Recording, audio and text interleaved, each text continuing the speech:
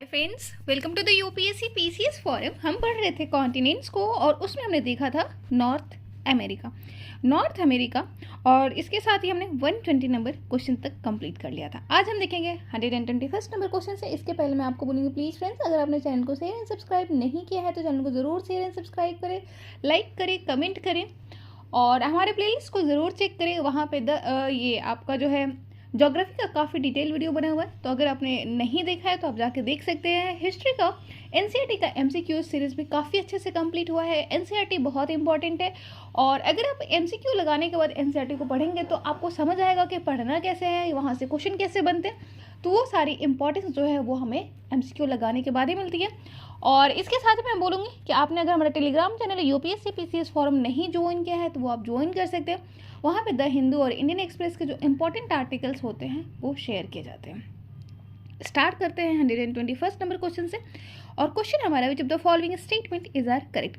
और मैं आपको ये भी बोल रही थी कि अभी हम जो ये सीरीज कर रहे हैं कॉन्टिनेंट्स की, उसमें हम देख रहे हैं मैपिंग का भी कॉन्टिनेंट वाइज, ठीक है। और जो भी रह गया है एशिया और अफ्रीका का, एशिया, अफ्रीका, साउथ अमेरिका, हम फिर से एक बार एंड में इसको अच्छे से कंप्लीट कर लेंगे। तो जो भी डाउट होंगे आपको वहाँ पे क्लियर हो जाएंगे और अच्छे से कंप्लीट भी हो जाएंगे। जब तक आप देखते हैं हम अपने क्वेश्चन को, which the following statement is are correct. USA has third largest population in the world. More than 70% of the population of USA live in the urban areas और New York is the largest city of the USA. हमें बताना है यहाँ पे कौन सा statement जो है वो करेक्ट है। तो पहला जो स्टेटमेंट है वो है आपका कि यूएसए जो है वो थर्ड लार्जेस्ट पॉपुलेशन है वर्ल्ड में। तो क्या ये सही है? बिल्कुल सही है। सेकेंड है मोर than 70% of the population of USA live in the urban areas. तो यहाँ पे मोर देन 70% जो पॉपुलेशन रहती है वो अर्बन एरियाज में रहती है, जबकि हमारे इंडिया में मोर देन 60% पॉपुलेशन जो है रूरल एरिया में रहती है। तो ये आपको ध्यान में रखना है कि मोर देन 60% जो पॉपुलेशन है इंडिया की वो आपकी रहती है कहाँ पे? रूरल एरिया में रहती है। और यहाँ पे इंडिया में जो अर्बन रीजन का कंसेप्ट है कि कैसे डिसाइड होगा, तो वहाँ की जो पॉपुलेशन होनी चाहिए वो मतलब अराउंड 75% जो पॉपुलेशन होनी चाहिए वो किस पर डिपेंडेंट होनी चाहिए? सेकेंडरी और टर्सरी सेक्टर पे, ठीक है। प्राइमरी सेक्टर पर नहीं होनी चाहिए। रूरल एरिया जो होता है वो डिफाइंड होते हैं क्योंकि वहाँ के जो ऑक्यूपेशन होती है वो मिलनी क्या होती है? Primary sector. तो ये सारी चीज़ें आपको पता होना चाहिए, पूछा जा सकता है और ऐसे भी नॉलेज के लिए भी। New York is the largest city of USA, बिल्कुल सही बात है। तो यहाँ पे तीनों ही स्टेटमेंट जो है आपके करेक्ट है कि न्यूयॉर्क जो है वो लार्जेस्ट सिटी है। तो ऑप्शन नंबर डी हो जाएगा हमारा राइट आंसर। देख लेते हैं एक बार एक्सप्लेनेशन में।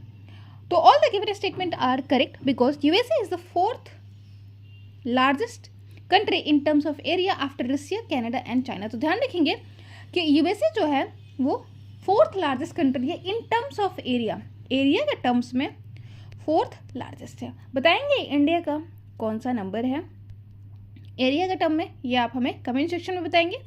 और सेकंड है कि वो किसके बाद है, तो सबसे ज़्यादा एरिया जो है आपको रशिया का है, उसके बाद कनाडा का है, उसके बाद आपको चाइना का है। और यूएसए जो है वो थर्ड लार्जेस्ट पॉपुलेशन है वर्ल्ड का। तो आपको पता है सबसे ज़्यादा पॉपुलेशन जो है वो हमारे इंडिया का है और पिछले ही साल इंडिया ने सरपास किया था चाइना को, ठीक। और चाइना जो है अब पहले 1 चाइल्ड पॉलिसी किया हुआ था, अब वो 2 चाइल्ड पॉलिसी को अपना रहे क्योंकि वहाँ पे हो रही है इशू ऑफ एजिंग का भी इशू है। सेकेंड, वहाँ का जो नेगेटिव पॉपुलेशन ग्रोथ स्टार्ट हो गया है, ठीक है। तो ये सारे इशूज है, इसलिए उन्होंने 2 चाइल्ड पॉलिसी स्टार्ट की हुई है। ये सब आपको ध्यान में रखना है। और हमारे यहाँ भी है जो फर्टिलिटी रेट है वो 2.1 से कम यानी 2.0 हो गया है, ठीक है। तो ये सारी चीज़ें आपको ध्यान में रखनी है। Distribution of population in the United States is very uneven. Here about 3/4 of the population live in the eastern half of the country. तो यहाँ पे बोला जा रहा है कि eastern half of the country में 3/4 ऑफ द पॉपुलेशन रहती है। तो एक चीज़ आप ध्यान रखेंगे कि क्यों हमें eastern half of the country में ही देखने को मिलती है, क्योंकि अगर आपको पता होना चाहिए कि जो आपको पता है कि यूएसए जो था वो कॉलोनी रह चुका है किसका? ब्रिटिशर्स का कॉलोनी रह चुका है। तो सबसे पहले जो ब्रिटिशर्स थे उन्होंने कॉलोनी इस्टेब्लिश किया था कहाँ पे, ईस्टर्न हाफ वाले रीजन पे, ठीक है। और ईस्टर्न हाफ वाले रीजन पे कॉलोनी इस्टेब्लिश किया था, तो यहीं से आपकी जो इंडस्ट्रीज है काफ़ी प्रोग्रेस हुई, आपका सर्विसेज काफ़ी प्रोग्रेस हुआ। पास में ही आपका ग्रेट लेक्स है, जो 5 लेक्स का ग्रुप है, कई बार मैंने डिस्कस किया हुआ है, पिछले क्लास में बताएंगे कौन कौन से लेक्स है वो। और 70% ऑफ द पॉपुलेशन जो है वो लिव कहाँ रहती है, सिटीज़ में रहती हैं, जबकि हमारे इंडिया में मोर देन 60% पॉपुलेशन जो है वो रहती हैं आपकी रूरल एरिया में। New York is the largest city of USA, its population is more than 10 million. और 10 मिलियन जहाँ की पॉपुलेशन होती है उसको हम बोलते हैं मेगालोपोलिस। मेगालोपोलिस का एक और कंसेप्ट होता है कि वहाँ की जो सिस्टम होती है, लाइफ स्टाइल जो होता है, मेनली मटेरियलिस्टिक होता है, मटेरियलिस्टिक लाइफ स्टाइल्स होता है, ठीक है। ये सब आपको ध्यान में रखना है। और मेट्रोपोलिस जो होता है वहाँ पे जो लाइफ स्टाइल होता है कॉस्मोपॉलिटन होता है, वहाँ की सोसाइटी कॉस्मोपॉलिटन टाइप सोसाइटी होता है। 106 हम जब पढ़ेंगे अर्बनाइजेशन वहाँ पे बहुत अच्छे से देखेंगे। 122 नंबर क्वेश्चन देख लेते हैं, विच of the following is the largest country in the world in terms of area.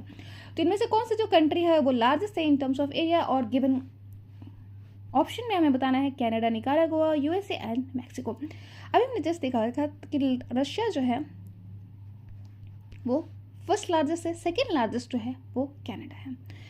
तो यहाँ पे हमारा आंसर हो जाएगा कनाडा जो है वो सेकेंड लार्जेस्ट है वर्ल्ड में, और गिवन ऑप्शन में भी हमारा कनाडा ही होगा, वैसे भी हमारा कनाडा ही होगा। Canada is spread over the northern part of the America, उसके सदर्न पार्ट में आपको देखने को मिलता है यूएसए। ग्रेट बियर यहाँ का इंपॉर्टेंट लेक है, ग्रेट बियर, ग्रेट स्लेव यहाँ का लेक है। कैनेडियन सिल्ड भी हमें वहाँ देखने को मिलता है। और अलास्का रेंज जो है इसके नॉर्थ वेस्टर्न पार्ट में हमें देखने को मिलता है, जो कि पार्ट है यूएसए का। 123 नंबर क्वेश्चन देख लेते हैं, the following is the oldest and largest. और आपको पता है कि अभी जस्ट इशू हुआ था कनाडा में और इंडिया में सिख पॉलिटिसाइजेशन के ऊपर। आपको पता है कनाडा में बहुत सारे जो इंडियंस होते हैं, इंडियन माइग्रेंट्स जो है वो रहते हैं, ठीक। 123 number question which the following is the oldest and largest physical division of the Canada. तो इनमें से कौन सा जो है वो कनाडा का ओल्डेस्ट और लार्जेस्ट फिजिकल डिवीजन है कनाडा का, तो है आपका कैनेडियन सिल्ड।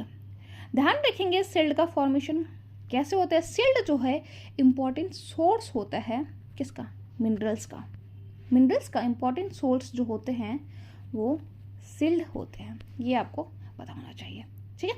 और सिल्ड का फॉर्मेशन कैसे हुआ था, इसके लिए आप हमारे ज्योग्राफी का जो डिटेल्ड वीडियो है वहाँ पे जाके चेक कर सकते हैं। वहाँ पे मैंने काफ़ी अच्छे से समझाया है कि सिल्ड का फॉर्मेशन कैसे होता है, ठीक है। ऑप्शन नंबर ए हो जाएगा हमारा राइट आंसर। देख लेंगे एक बार लास्ट मैप में भी, वैसे तो मैंने कल भी दिखाया था आपको कि कैनेडियन सिल्ड कहाँ पे पड़ता है। उसके बाद है कॉर्डिलेट्स इंटरप्लेन, तो हमारा ऑप्शन नंबर ए हो जाएगा right answer. Canadian shield is the oldest and largest physical division of Canada. It extends across the northern part of the Canada. It is the low plateau region made of ancient hard rocks, or that is rich in minerals. 124th number question देख लेते हैं, the following statement is are correct regarding the Saint Lawrence River. तो Saint Lawrence river के regarding कौन सा statement जो है वो करेक्ट है। तो यहाँ पर है Saint Lawrence River of Canada drains into the Pacific Ocean. ध्यान रखेंगे कि जो नॉर्दर्न अमेरिका वाला रीजन है उसके ईस्ट में आपको अटलांटिक ओशन देखने को मिलता है एंड वेस्ट में आपको पैसिफिक ओशन देखने को मिलता है, पैसिफिक ओशन देखने को मिलता है। तो सेंट लॉरेंस रिवर कनाडा से ड्रेन करती है पैसिफिक ओशन में, क्या ये सही है। सेकेंड है Saint Lawrence River start at the outflow of Lake Ontario.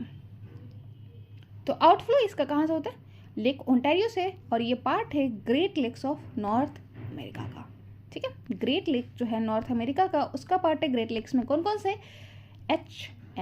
HMESEO मतलब Huron, Michigan, superior, eerie and Ontario, ठीक है। तो यहाँ पर हमारा आंसर हो जाएगा ऑप्शन नंबर बी, क्योंकि पहला स्टेटमेंट जो है वो करेक्ट नहीं है, पैसिफिक में नहीं जाती हैं, वो ड्रेन करती हैं अटलांटिक ओशन में, ठीक है। इसीलिए ये स्टेटमेंट हमारा बी हो जाएगा right answer. Saint Lawrence River start at the outflow of Lake Ontario and leads into the Atlantic Ocean in the extreme east of the Canada. It is river for seaway, और Saint Lawrence river जो है वो Canada की वो drain करती हैं Atlantic ocean में, next question देख लेते हैं। 125 नंबर क्वेश्चन है और ये क्वेश्चन हमारे the following type of vegetation cover the largest area of Canada in North America. तो कौन सा जो वेजिटेशन है वो हमें देखने को मिलता है लार्जेस्ट एरिया ऑफ कनाडा में। तो पहले तो आपको पता होना चाहिए कि कनाडा का जोग्राफिकल रीजन क्या है। जब तक आपको जोग्राफी नहीं पता होगा आप नहीं बता पाएंगे कि वहाँ की वेजिटेशन कैसी होगी, ठीक है। तो पोलार के साउथ में आपको देखने को मिलता है टुंड्रा वेजिटेशन, उसके साउथ में आपको देखने को मिलता है टैगा वेजिटेशन, ठीक है। तो यहाँ पर आपको टैगा वेजिटेशन देखने को मिलेगा, कॉनिफेरस टैगा फॉरेस्ट देखने को मिलता है। टच करता है, इसके नॉर्थ में है आर्कटिक ओशन, ठीक है। तो इसीलिए इसके बहुत सारे जो लार्ज पार्ट जो वेजिटेशन से कवर होता है कनाडा का जो एरिया वो है आपका coniferous taiga forest, coniferous taiga forest. Option number B हो जाएगा right answer. Coniferous taiga type of vegetation cover the largest area of Canada in North America. A wide belt of coniferous forest is found in the south of the tundra. और wide इसका belt देखने को मिलता है south of the Canada में। This belt is called taiga forest, और इस belt को क्या बोलते हैं, टैगा फॉरेस्ट बोलते हैं। This belt covers 40% of the total area of Canada, और ये जो बेल्ट है वो कवर करता है 40% ऑफ द टोटल एरिया का कनाडा का। The wood of taiga forest is very soft which is use to make paper. जो वुड होता है टैगा का वो काफ़ी सॉफ्ट होता है और जो बना होता है जिसका यूज़ होता है पेपर मेकिंग में। 126 नंबर क्वेश्चन देख लेते हैं। और 126 नंबर क्वेश्चन है dairy farming is the mostly develop around which of the following region in North America. तो डेयरी जो फार्मिंग है वो नॉर्थ अमेरिका के कौन से रीजन में मोस्टली डेवलप हुआ है ये हमें बताना है। Appalachian, Saint Lawrence valley, prairies region and D none of the above. तो हमारा जो आंसर हो जाएगा वो हो जाएगा Saint Lawrence valley. Saint Lawrence valley के पास में हमें देखने को मिलता है डेयरी फार्मिंग। आपको पता है कि मिल्क प्रोडक्शन में हमारा जो इंडिया है वो हाईएस्ट नंबर पे आता है। और अभी जो आया है हाउस होल्ड कंजम्पशन सर्वे, हाउस होल्ड कंजम्पशन सर्वे, उसमें जो दिखाया गया है रिपोर्ट में कि जो इंडियंस हैं वो अपने पैसे जो खर्च करते हैं वो उनकी जो डेयरी पे है वो इंक्रीज हुई है, डेयरी का वो ज़्यादा कंजम्पशन करते हैं, ठीक है। तो ये भी आपको ध्यान में रखना है, ये करंट का क्वेश्चन है। और आपको पता है हाउस होल्ड जो सर्वे है वो किसके द्वारा लाया गया, एनएसओ के द्वारा लाया गया, एनएसओ के द्वारा, नेशनल स्टैटिस्टिक ऑर्गेनाइजेशन, और जो आता है मॉस्पी के अंतर्गत। ये सारी चीज़ें आपको पता है, MoSPI ministry of statistical programme organisation. तो यहाँ पर हमारा आंसर हो जाएगा ऑप्शन नंबर बी। तो यहाँ आंसर हमने देख लिया था Saint Lawrence valley. Dairy farming is done in the valley of Saint Lawrence River and in the vicinity of Great Lakes. The dairy industry is developed due to the present of suitable climate. तो dairy industry जो है होती है वो develop होती है जब वहाँ पे सुटेबल क्लाइमेट देखने को मिलेगा। और ये बहुत हेल्प करता है किसमें, जो ड्राई लैंड फार्मिंग होते हैं वैसे वाले रीजन में बहुत ज़्यादा हेल्प करता है डेयरी, ठीक है। और डोमेस्टिक प्रोडक्शन को हेल्प करना चाहिए। डोमेस्टिक जो डेयरीज होते हैं, डोमेस्टिक जो आपके कैटल्स होते हैं उनका प्रोटेक्शन ज़्यादा करना चाहिए क्योंकि वो बहुत ज़्यादा रेजिस्टिव होते हैं क्लाइमेट्स के। वो जहाँ पे रहते हैं उनके क्लाइमेट को बहुत ज़्यादा रेजिस्टिव होते हैं, वो कोर्स ग्रेन के ऊपर भी डिपेंडेंट रहते हैं। तो ये सारी चीज़ें होती हैं, ये सारी चीज़ें हम डिस्कस करेंगे, बट आपको पता होना चाहिए। Dairy products are also exported from here to foreign countries. और यहाँ से डेयरी जो प्रोडक्ट होते हैं वो फॉरेन कंट्रीज में भी एक्सपोर्ट होते हैं। 127 नंबर क्वेश्चन है। और विच of the following pair is correctly match. इनमें से कौन सा जो पेयर है वो करेक्टली मैच्ड है ये हमें बताना है। तो यहाँ पर है Quebec industrial area in Canada, Toronto largest city of Canada, Montreal capital of Canada. हमें बताना है यहाँ पे कौन सा स्टेटमेंट जो है, कौन सा जो मैच ऑफ द फॉलोइंग जो है वो करेक्ट है। तो पहली बात तो आपको ये चीज़ पता होना चाहिए, कैपिटल ऑफ कनाडा जो है वो मॉन्ट्रियल नहीं है, मॉन्ट्रियल नहीं है। एक चीज़ ध्यान में रखेंगे, मॉन्ट्रियल प्रोटोकॉल फेमस है। मॉन्ट्रियल प्रोटोकॉल जो है वो किसके लिए फेमस है, तो ये आपके ओजोन डिप्लेशन के रिगार्डिंग है, ठीक है। ओजोन डिप्लेशन को रोकने के लिए मॉन्ट्रियल प्रोटोकॉल का ये प्रोटोकॉल हुआ था। और आपको पता है ओजोन O3 होता है और ये हमें स्ट्रेटोस्फीयर में ओजोन लेयर के रूप में भी देखने को मिलता है, ओजोन लेयर में देखने को मिलता है। और ये हमें प्रोटेक्ट करता है किससे, जो सन से आने वाले यूवी रेस होते हैं उससे हमें प्रोटेक्ट करता है। एटमॉस्फेयर में आपको पढ़ना है इसको, ओके। तो हमारा जो सी है वो इनकरेक्ट है। Toronto largest city of Canada, बिल्कुल सही बात है कि टोरंटो जो है वो लार्जेस्ट सिटी है कनाडा का। क्यूबिक जो है इंडस्ट्रियल एरिया इन कनाडा है, तो ये भी बिल्कुल सही है। दो स्टेटमेंट जो है option number A and B दोनों ही यहाँ पे करेक्ट है, इसलिए हमारा राइट आंसर जो हो जाएगा ऑप्शन नंबर डी हो जाएगा। Quebec is an important industrial region of Canada.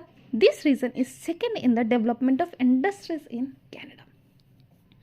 Toronto जो है वो लार्जेस्ट सिटी है कनाडा का। Toronto is one of the busiest port on the Great lakes.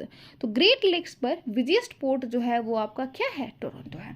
और ओटावा जो है वो कनाडा का राजधानी है। ओटावा डिक्लेरेशन किससे फेमस है वो हमें बताएंगे, मॉन्ट्रियल के बारे में मैंने बता दिया। तो अब हम देखते हैं मैप को। तो ये हमारा कल ही वाला मैप है, बाकी हम अभी देखेंगे ये जो पॉलिटिकल मैप है एक बार यूएसए का वो भी देख लेंगे। तो एक बार हम फिर से रिवाइज कर लेते हैं। आपका अटलांटिक ओशन है यहाँ पे आपका पैसिफिक ओशन है। ईस्ट में आपको अटलांटिक, वेस्ट में आपको पैसिफिक देखने को मिलता है, साउथ में आपको गल्फ ऑफ मैक्सिको देखने को मिलता है, यहाँ पे कैरिबियन सी देखने को मिलते हैं, लेब्राडोर सी है, यहाँ पे न्यू फाउंडलैंड वाला रीजन है, अपलाचियन माउंटेन है, यहाँ पे नोवा स्कोटिया भी यहाँ पे देखने को मिलता है, लॉरेंसन प्लेट्यू, लेब्राडोर, कैनेडियन सील्ड हमने देखा, और ग्रेट प्लेन्स है, ये ब्रुक्स रेंज है, बैफिन आइलैंड है, बिफोर्ड सी है, बेरिंग सी है, नॉर्वेजियन सी है, बैफिन बे है। ये सब हमें नॉर्दर्न पार्ट में देखने को मिलता है।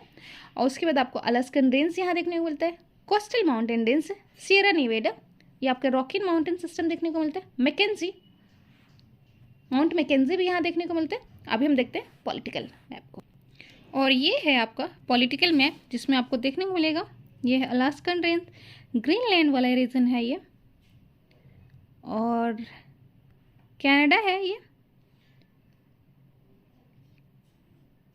ठीक है। आपका यूनाइटेड स्टेट्स है, वॉशिंगटन डीसी आपको यहाँ देखने को मिलेगा, और यहाँ पे बहुत सारी कंट्री है, जो न्यूयॉर्क भी है वो ईस्टर्न पार्ट में देखने को मिलता है, बॉस्टन देखने को मिलता है आपको। कुछ क्लियर एक्चुअली मैप मिल नहीं रहा है। ये आपका गल्फ ऑफ मैक्सिको जो हमने देख लिया है। ये है आपकी नॉर्थ अमेरिका की जो मैप है रिवर्स के साथ। तो यहाँ पे आपको देखने को मिलेगा मिसिसिपी रिवर जो है वो ड्रेन करती है गल्फ ऑफ मैक्सिको में, ब्रेजेस रिवर, रियो ग्रैंडी रिवर, ये सब कहाँ ड्रेन करती हैं, गल्फ ऑफ मैक्सिको में। ये सब चीज़ें आपको ध्यान में रखनी है। यहाँ पे है कोलंबिया रिवर, चर्चिल रिवर जो है हडसन बे में जाती है, सेंट लॉरेंस रिवर अभी हमने जस्ट देखा वो कहाँ जाती है, ड्रेन करती है आपके अटलांटिक ओशन में, ठीक है। तो ये सब आपको ध्यान में रखना है।